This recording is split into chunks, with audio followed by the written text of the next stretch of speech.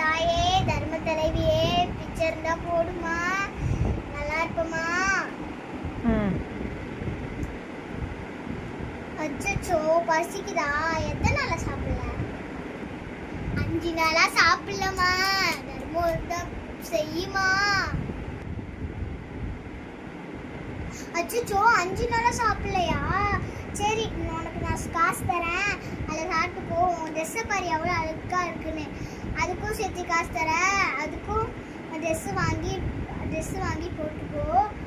ஓகேவா? இன்னைக்கு மட்டன் பிரியாணி சாப்பிட்டுக்கோ. கொஞ்ச நாளுக்கு காசு தரேன், மிச்சம் பண்ணி செலவு பண்ணிக்கோ. சரியா? சரி, உங்கள் வீட்டில் யாராச்சும் இருக்காங்களா?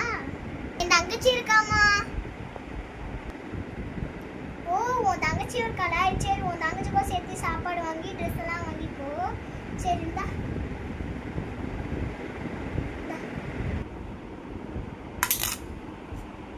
சரி, இந்த ஊர்ல வீடு கட்டுற மாதிரி ஏதாச்சும் மனம் இருக்காமா?